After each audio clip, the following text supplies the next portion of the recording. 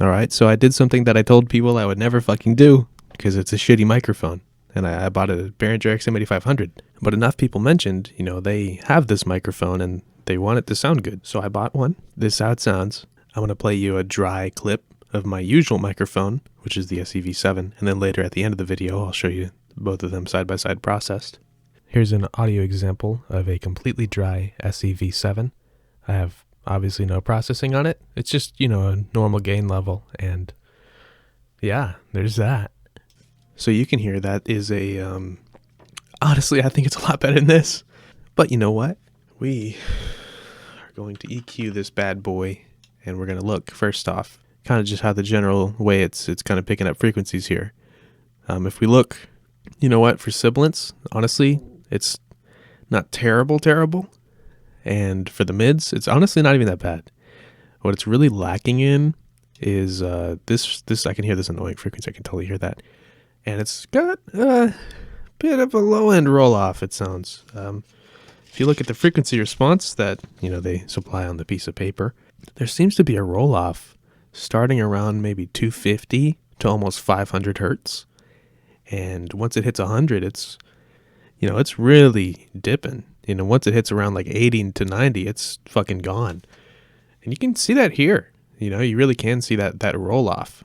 And so I think the most important thing is going to be to just kind of hump that motherfucker back up and see if we can get this thing to sound good.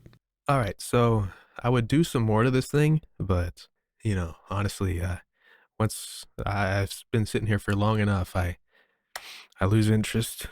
I've played with it a bunch. So here's the XM8500. If I turn all the processing off, it sounds like this. You can hear dry. It's a very dull, it's really more bright than anything. The first thing that I did my little active noise cancellation thing. I'll link that at the end when you can click the video on the end screen. And then if we go into my processing, I have a compressor to start with because I didn't like the attack of this thing. It was very punchy. I have a bit of a crazy de-esser, which is just a bunch of dynamic Pro-Q bands. And then I have this EQ in Pro-Q, which, these actually aren't a lot of cuts. They're just specific. These high frequency ones are pretty bad. And then I am boosting everything else that sounds decent up there. And I boosted a bunch of the low end because this is a very dull mic. Or opposite, it's very, very bright. And you know what? This doesn't sound that bad to me, man. I would totally use this. If you compare it to, even just with this EQ off, if you listen to how this EQ sounds, like that, and then you compare it to with it on, I think that's pretty huge. For the Pro Qs, I'll throw the presets in the description. This Pro Q here for my de-esser, and this one for this. So you can play with this. Maybe you can use it as a baseline. I think it targets the annoying frequencies that are just in the XM8500 to begin with. And here's an example of the SEV7 with my usual processing on it. And the goal is pretty much to see, can I make the Ultra Voice get good results like this?